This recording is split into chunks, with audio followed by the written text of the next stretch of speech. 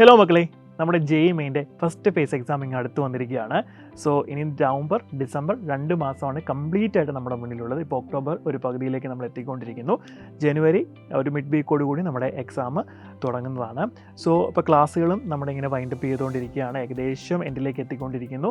അതിനുശേഷം നമ്മൾ LMRP തുടങ്ങും. അങ്ങനെ റിവിഷനുകളൊക്കെ സ്റ്റാർട്ട് ചെയ്യും. സോ ഇതൊക്കെ നടന്നാലും നമ്മളുടെ ഭാഗത്തുനിന്ന് ഇനഫായിട്ടുള്ളൊരു പ്രിപ്പറേഷൻ സെൽഫായിട്ടുണ്ടെങ്കിൽ മാത്രമേ നമ്മൾ ഉദ്ദേശിക്കുന്ന ഒരു പേഴ്സൻറ്റേജിലേക്ക് നമുക്ക് എത്താനായിട്ട് സാധിക്കുകയുള്ളൂ. അപ്പോൾ ഞാൻ ഇന്ന് പറയാൻ പോകുന്നത്, നമ്മൾ എക്സാമിന് വേണ്ടി പ്രിപ്പയർ ചെയ്യുന്ന സമയത്ത്, ഇപ്പോൾ മാത്സിൻ്റെ കാര്യമാണ് ഇപ്പോൾ പറയുന്നത്. അപ്പോൾ മാത്സിൽ ഇത്രയും ചാപ്റ്റേഴ്സ് ഉണ്ട്. ഈ ചാപ്റ്ററുകളെല്ലാം നിങ്ങൾ പഠിച്ച് എല്ലാ കോൺസെപ്റ്റും തറവാക്കി ആ രീതിയിൽ തന്നെയാണ് നമ്മൾ ക്ലാസ്സിൽ പഠിപ്പിക്കുന്നതും അതെല്ലാം നിങ്ങൾ പഠിച്ചിട്ടുണ്ടായിരിക്കും. പക്ഷേങ്കിൽ ഒരു ലാസ്റ്റിലേക്ക് എത്തുന്ന സമയത്ത് ഒരു പക്ഷേ കുറച്ച് കുട്ടികളെങ്കിലും മറന്നു പോകുന്ന ഒരു ടെൻഡൻസി വളരെയധികം കാണുന്നുണ്ട്. അപ്പോൾ വീണ്ടും ഇവർക്ക് ടെൻഷനാണ്, ഇത് ഞങ്ങൾ ഇനി എങ്ങനെ കംപ്ലീറ്റ് റിവൈസ് ചെയ്യും, അതിനോട് സമയമില്ലല്ലോ, പിന്നെ ആകെ ടെൻഷൻ അടിച്ച് കുളവാക്കി ആ എക്സാമിൻ്റെ സമയമാകുമ്പോഴത്തേക്കിന് കോൺഫിഡൻസ് എല്ലാം പോകുന്നൊരു സിറ്റുവേഷനാണ് മെയിനായിട്ട് കാണുന്നത്. അപ്പോൾ നമ്മൾ പഠിക്കുന്ന സമയത്ത് വളരെ കെയർഫുള്ളായിട്ട് വളരെ സിസ്റ്റമാറ്റിക് ആയിട്ട് കാര്യങ്ങളെ അനാലിസിസ് ചെയ്യണം.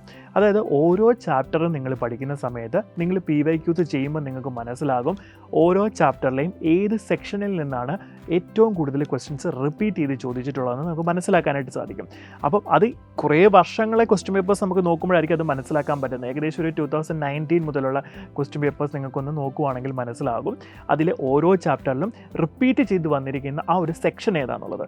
ഇപ്പോൾ ഒരു എക്സാമ്പിൾ ഞാൻ പറഞ്ഞു കഴിഞ്ഞാൽ മെട്രിസസ് ആൻഡ് ഡിറ്റർമിനൻസ് എന്നൊരു ചാപ്റ്റർ നിങ്ങൾ എടുക്കുകയാണെങ്കിൽ, നമ്മൾ കണ്ടിന്യൂസ് ആയിട്ട് എല്ലാ വർഷത്തെ ക്വസ്റ്റ്യൻ പേപ്പർ നോക്കിയാലും അതിൽ 2 ടോപ്പിക്കിൽ നിന്നും മസ്റ്റായിട്ട് ക്വസ്റ്റ്യൻസ് ഉണ്ടായിരിക്കും. അതിലൊന്നാണ് നമ്മുടെ പ്രോപ്പർട്ടീസ് ഓഫ് അഡ്ജോയിൻറ്റ് യൂസ് ചെയ്യുന്ന ക്വസ്റ്റ്യൻസ്.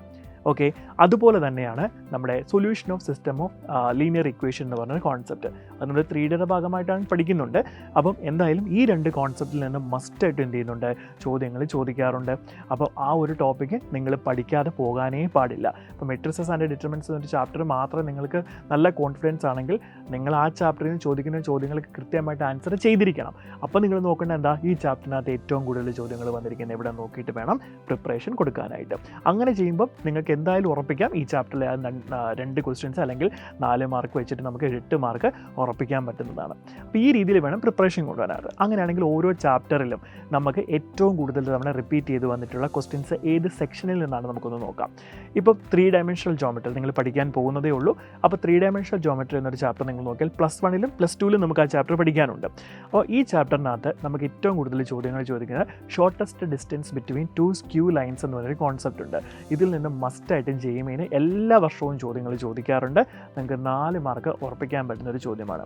ഇനി അതേപോലെ തന്നെ ഇതേ ചാപ്റ്ററിൽ നിന്നും ഇമേജ് അല്ലെങ്കിൽ ഫുട്ട് ഓഫ് ദ പെർപെൻഡിക്കുലർ എന്ന് പറഞ്ഞ കോൺസെപ്റ്റ് യൂസ് ചെയ്ത് ഇതേ ചാപ്റ്ററിൽ നിന്ന് ഇമേജ് കണ്ടുപിടിക്കുക അല്ലെങ്കിൽ foot of the perpendicular base ചെയ്തിട്ടുള്ള ക്വസ്റ്റ്യൻസ് എന്തുണ്ട് മസ്റ്റായിട്ട് ചോദിക്കുന്നതാണ്. അപ്പോൾ 3 ഡയമെൻഷണൽ ജോമെട്രിയിലെ ഈ 2 കോൺസെപ്റ്റുകൾ വളരെ ഇമ്പോർട്ടൻ്റ് ആണ്. അപ്പോൾ ഇത് പഠിക്കാതെ ആരും പോകരുത്. അതുപോലെ തന്നെ നമ്മൾ പ്രോബബിലിറ്റി നോക്കുകയാണെങ്കിൽ പ്രോബബിലിറ്റിയിൽ നമുക്ക് total probability theorem, base theorem എന്ന് പറഞ്ഞ 2 തിയറംസ് ഉണ്ട്. ഈ തിയറം യൂസ് ചെയ്തിട്ട് എന്ത് ചെയ്യുന്നുണ്ട്, ക്വസ്റ്റ്യൻസ് ചോദിക്കാറുണ്ട്. അതേപോലെ തന്നെ probability distributions, okay, random variable, ഈ ഒരു കാര്യത്തിൽ നിന്ന് എന്ത് ചെയ്യുന്നുണ്ട് ക്വസ്റ്റ്യൻസ് നമുക്ക് ചോദിക്കാറുണ്ട്. അപ്പോൾ പ്രോബബിലിറ്റി ചാപ്റ്റർ പഠിക്കുമ്പോൾ ഈ 2 കാര്യങ്ങൾ മിസ്സാക്കാനായി പാടില്ല. പിന്നെ അടുത്ത നമുക്കുള്ളൊരു ചാപ്റ്ററാണ്, എളുപ്പമായിട്ടൊരു ചാപ്റ്ററാണ് സ്റ്റാറ്റിസ്റ്റിക്സ്. അപ്പോൾ സ്റ്റാറ്റിസ്റ്റിക്സ് നിങ്ങൾ പഠിക്കാതെ പോവുകയും ചെയ്യരുത്. അതിൽ നിന്ന് ചോദ്യങ്ങൾ ചോദിക്കുമ്പോൾ നമുക്ക് ഉറപ്പ് പറയാൻ പറ്റത്തില്ല. എല്ലാ ഷിഫ്റ്റിലും ചോദ്യങ്ങൾ കാണണമെന്ന് നിർബന്ധമില്ല. എന്നാൽ ചില ഷിഫ്റ്റുകൾ എന്ത് ചെയ്യുന്നുണ്ട്, ഒരു ചോദ്യങ്ങൾ വെച്ച് ചോദിക്കുന്നുണ്ട്. അത് വളരെ സിമ്പിളായിട്ടുള്ള ചോദ്യങ്ങളായിരിക്കും നിങ്ങൾക്ക് എന്ത് ചെയ്യുന്നത് ചോദിക്കുന്നത്. അപ്പോൾ ചാപ്റ്റർ പഠിച്ചു കഴിയുമ്പോൾ നിങ്ങൾക്ക് അതിനകത്ത് ഏതൊക്കെ ടോപ്പിക്കിൽ നിന്നാണ് ഏറ്റവും കൂടുതൽ ചോദ്യങ്ങൾ ചോദിക്കുന്നത് നമ്മൾ പറഞ്ഞു തരും. സോ ആ കാര്യങ്ങൾ എന്ത് ചെയ്യണം, ഡീറ്റെയിൽ ആയിട്ട് പഠിക്കണം. സോ അപ്പോൾ ഇങ്ങനെ ഓരോ ചാപ്റ്ററും നമ്മൾ അനാലിസിസ് ചെയ്ത് പഠിക്കുകയാണെങ്കിൽ കുറച്ചുകൂടെ നിങ്ങൾക്ക് സ്കോർ ചെയ്യാനുള്ളൊരു ടെൻഡൻസി കൂടും. ഇനി അടുത്തൊരു ചാപ്റ്ററാണ് സീക്വൻസ് ആൻഡ് സീരീസ്. നമുക്കറിയാം ഏറ്റവും ഇമ്പോർട്ടൻറ്റും അതുപോലെ തന്നെ എളുപ്പത്തിൽ എല്ലാവർക്കും മനസ്സിലാക്കാനും പറ്റുന്ന ഒരു ചാപ്റ്ററാണ് സീക്വൻസ് ആൻഡ് സീരീസ്. ഇതിനകത്ത് നമുക്ക് ആകെയുള്ളത് APയും അതുപോലെ തന്നെ GPയും പിന്നെ APയും GP അല്ലെങ്കിൽ AM GM തമ്മിലുള്ള റിലേഷനാണ്. അരിത്തമെറ്റിക് മീനും ജോമെട്രിക് മീനും തമ്മിലുള്ള റിലേഷന്. പിന്നെ സ്പെഷ്യൽ സീരീസിൻ്റെ കുറച്ച് കേസുകൾ, സം ഓഫ് സ്പെഷ്യൽ സീരീസുകൾ, telescopic series type of problems, അങ്ങനെയൊക്കെ. അപ്പോൾ ഇതിനകത്ത് APയിലെ ഒരു ചോദ്യം എന്തായാലും മസ്റ്റായിട്ട് വരും, അല്ലെങ്കിൽ GPയിലെ ഒരു ചോദ്യം മസ്റ്റായിട്ട് നിങ്ങൾക്ക് എന്ത് ചെയ്യും ചോദിച്ചിരിക്കും. അല്ലെങ്കിൽ APയും GPയും കൂടെ കണക്റ്റ് ആയിട്ടുള്ള ചോദ്യങ്ങളായിരിക്കും ചോദിക്കുന്നത്. ഇനി അതേപോലെ തന്നെ സം ഓഫ് സ്പെഷ്യൽ സീരീസ്. അപ്പോൾ ഏതെങ്കിലും ഒരു സീരീസ് തന്നിട്ട് അതിന് നിങ്ങൾ എന്ത് ചെയ്യുക, അതിൻ്റെ സമ്മ് കണ്ടുപിടിക്കുന്ന പോലത്തെ ക്വസ്റ്റ്യൻസും ചോദിക്കാറുണ്ട്. സോ അപ്പോൾ ഇങ്ങനെ സെലക്റ്റീവായിട്ട് ഈ ചാപ്റ്ററിൽ നിന്ന് എന്ത് ചെയ്യുക, അപ്പോൾ ഈ സെലക്റ്റീവായിട്ട് എടുക്കുന്ന ടോപ്പിക്കിൽ നിന്ന് മാക്സിമം ക്വസ്റ്റ്യൻസ് നിങ്ങൾ എന്ത് ചെയ്യണം, പ്രാക്ടീസ് ചെയ്ത് അത് കോൺസെപ്റ്റ് തറവാക്കുകയാണ് ഇപ്പോൾ നിങ്ങൾ ചെയ്യേണ്ടത്. ഇനി അങ്ങനെ നോക്കുകയാണെങ്കിൽ അതുപോലെ തന്നെ അടുത്ത അടുത്ത ചാപ്റ്ററാണ് നമ്മുടെ സ്ട്രെയിറ്റ് ലൈൻ എന്ന് പറഞ്ഞ ചാപ്റ്റർ. ഈ സ്ട്രെയിറ്റ് ലൈൻ എന്ന് പറഞ്ഞ ചാപ്റ്റർ നമുക്കറിയാം, നമ്മൾ സെൻട്രോയിഡ്, സർക്കം സെൻറ്റർ, ഇൻ സെൻറ്റർ, ഇതുപോലുള്ള കുറേ കാര്യങ്ങൾ പഠിച്ചിട്ടുണ്ട്. ഓർത്തോ സെൻറ്റർ അല്ലേ? ഇത് വെച്ചിട്ട് എന്ത് ചെയ്യുന്നുണ്ട്, ചോദ്യങ്ങൾ ചോദിക്കാറുണ്ട്. ക്ലിയർ ആണല്ലോ. ഇനി അതേപോലെ തന്നെ എളുപ്പമുള്ളൊരു ചാപ്റ്ററാണ് വെക്റ്റർ ഓൾജിബ്ര എന്ന് പറയുന്നത്. അപ്പോൾ വെക്റ്റർ ഓൾജിബ്രയ്ക്കകത്ത് നിന്ന് ഡയറക്റ്റായിട്ട് തന്നെ നിങ്ങൾക്ക് എന്ത് ചെയ്യാം, ഇക്വേഷൻസ് പഠിച്ചു വെച്ചാൽ ചെയ്യാൻ പറ്റുന്ന ചോദ്യങ്ങളായിരിക്കും കൂടുതലും ചോദിക്കുന്നത്. ലഗ്രാഞ്ചസ് പ്രോപ്പർട്ടീസ് യൂസ് ചെയ്തിട്ട് ചോദ്യങ്ങൾ ചോദിക്കാറുണ്ട്. സോ അത് നിങ്ങൾക്ക് എന്ത് ചെയ്യാം, ഈസി ആയിട്ട് ചെയ്യാൻ പറ്റുന്നൊരു കാര്യമാണ്. ഇനി ഇൻറ്റഗ്രേഷൻ എന്ന് പറഞ്ഞ വലിയൊരു ചാപ്റ്ററുണ്ട്. ഇൻറ്റഗ്രേഷനെ കാണുമ്പോഴേ എല്ലാവർക്കും പേടിയാണ് എങ്ങനെ പഠിക്കണമെന്നുള്ളത്. അപ്പോൾ അടിപൊളിയായിട്ട് നമ്മളത് പഠിപ്പിക്കും. അത് ഇപ്പോൾ ഇൻറ്റഗ്രേഷൻ നടന്നുകൊണ്ടിരിക്കുകയാണ്. അപ്പോൾ ഈ ഇൻറ്റഗ്രേഷനകത്ത് ഏറ്റവും കൂടുതൽ ക്വസ്റ്റ്യൻസ് നിങ്ങൾക്ക് ഏറ്റവും ഈസി ആയിട്ട് ചെയ്യാൻ പറ്റുന്നത് നമ്മുടെ ഡെഫിനിറ്റ് ഇൻറ്റഗ്രൽ പഠിക്കുന്ന സമയത്ത് കുറേ പ്രോപ്പർട്ടീസ് നിങ്ങൾ പഠിക്കും. അതിനകത്ത് കിങ്സ് പ്രോപ്പർട്ടി യൂസ് ചെയ്തിട്ട് ഒരുപാട് ചോദ്യങ്ങൾ നിങ്ങൾക്ക് ചെയ്യാൻ എന്ത് ചെയ്യുന്നുണ്ട്, ചോദിക്കാറുണ്ട്. അപ്പോൾ വെറും സബ്സ്റ്റിറ്റ്യൂഷൻ പോലും വേണ്ട, നോക്കി ആൻസർ ചെയ്യാൻ പറ്റുന്ന പോലത്തെ ക്വസ്റ്റ്യൻസ് ആണ് ഇൻറ്റഗ്രേഷനിൽ നിന്ന് കഴിഞ്ഞ കുറച്ച് നാളായിട്ട് ചോദിച്ചിട്ടുള്ളത്. അപ്പോൾ അവിടെയും നിങ്ങൾക്ക് ഈസി ആയിട്ട് എന്ത് ചെയ്യാൻ പറ്റും, ആൻസർ ചെയ്യാനായിട്ട് പറ്റും. പിന്നെ നമുക്ക് ആപ്ലിക്കേഷൻ ഓഫ് ഡെറിവേറ്റീവ്സ് എന്ന് പറഞ്ഞ ചാപ്റ്റർ ഉണ്ട്.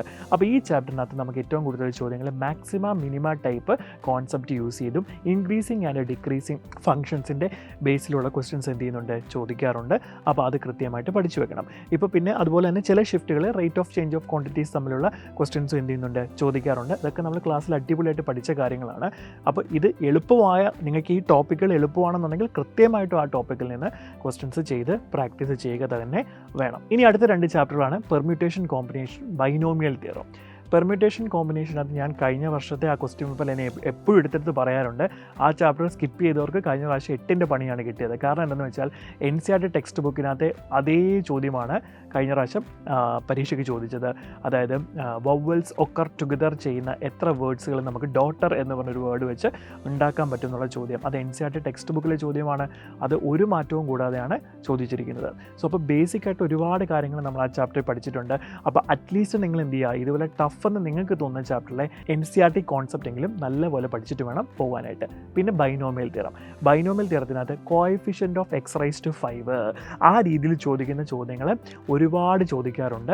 അത് ഡെഫിനറ്റ് ആയിട്ട് നിങ്ങൾ പഠിച്ചു വെക്കണം. അതിൽ നിന്നും മസ്റ്റായിട്ട് ചോദ്യങ്ങൾ വരുന്നതാണ്. അപ്പോൾ ആ ചാപ്റ്ററും സെറ്റാണ്, ഈസി ആയിട്ട് പഠിക്കാൻ പറ്റും. പിന്നെ നോക്കുകയാണെങ്കിൽ ആപ്ലിക്കേഷൻ ഓഫ് ഇൻറ്റഗ്രൽസ്, ഇതിൽ നിന്ന് ഏരിയ കണ്ടുപിടിക്കുന്ന ടൈപ്പ് ഓഫ് ചോദ്യങ്ങളാണ്. അത് ഡെഫിനിറ്റ് ഇൻറ്റഗ്രൽ നല്ല സ്ട്രോങ് ആയിട്ട് അറിയാമെങ്കിൽ നിങ്ങൾക്ക് കോണിക് സെക്ഷനകത്തെ ഗ്രാഫുകൾ, പരാബോള, എലിപ്സ്, ഈ ഒരു ഷേപ്പുകളെ പറ്റി ഒരു ധാരണയുണ്ടെങ്കിൽ, അതിൻ്റെ ഇക്വേഷൻസ് ഒക്കെ കൃത്യമായിട്ട് അറിയാമെങ്കിൽ നിങ്ങൾ ആപ്ലിക്കേഷൻ ഓഫ് ഇൻറ്റഗ്രൽസിനകത്ത് ഡയഗ്രം ഒന്ന് കിട്ടിക്കഴിഞ്ഞാൽ പിന്നെ ഏരിയ ഫൈൻഡ് ഔട്ട് ചെയ്യാനായിട്ട് ഡെഫിനിറ്റ് ഇൻറ്റഗ്രലിൻ്റെ കോൺസെപ്റ്റ് മാത്രം യൂസ് ചെയ്താൽ മതി.